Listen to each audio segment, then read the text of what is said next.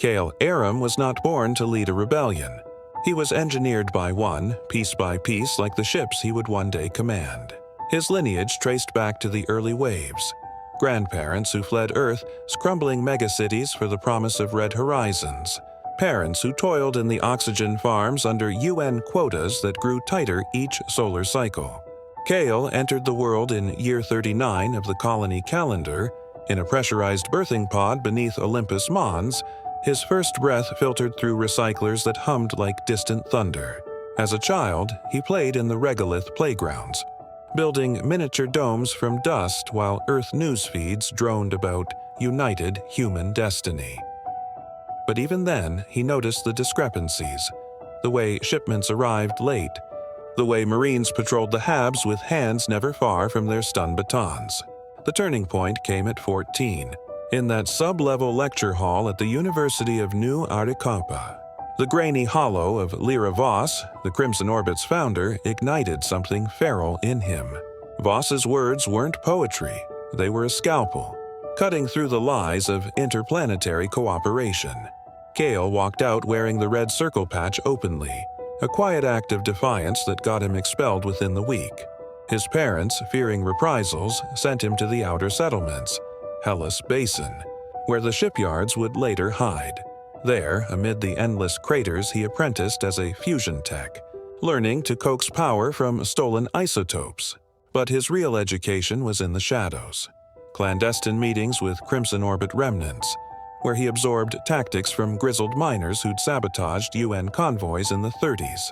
By his 20s, Kale had risen through the underground ranks. He wasn't a fighter at first, too analytical, too precise. Instead, he became the architect of secrecy. He designed the mirror film canopies that cloaked the yards from orbital scans, rerouted supply chains to funnel Earth tech into Martian forges without a trace. His breakthrough came in year 62, a hacked Earth satellite feed that revealed incoming inspection.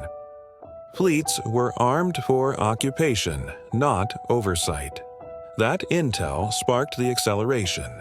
Kale coordinated the vote to arm the colony, arguing in lava tube assemblies that independence without teeth is just a prettier cage.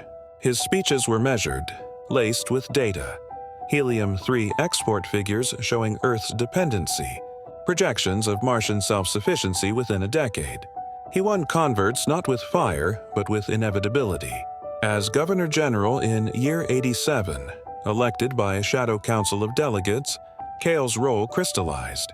He was the face of the movement, calm, unyielding, the one who drafted the Declaration of Sovereignty. But behind the podium, he was the strategist, positioning Ismenias and Tempe in geosynchronous ambush points, timing the launch to coincide with the solar flare that jammed Earth's comms. During the Battle of Deimos, he commanded from Ismenias's bridge, his orders crisp over the encrypted net. Target engines first, let them limp home as witnesses. 17 lives lost, but he bore it stoically, visiting each family personally in the aftermath, promising their sacrifice had bought a world. Post-victory, as president, Kale's influence deepened. He oversaw the terraform push, negotiating alliances with belt miners while fortifying orbital defenses. Yet he remained haunted, often retreating to Elysium Mons to stare at the debris ring, pondering if his path had been righteous or merely necessary. Lyra Voss, in her final years, called him her worthy shadow, the one who turned her spark into a blaze. Kale Aram didn't start the rebellion, but he forged it into steel, ensuring Mars's freedom wasn't a fleeting dream, but a cold, enduring reality etched in the stars.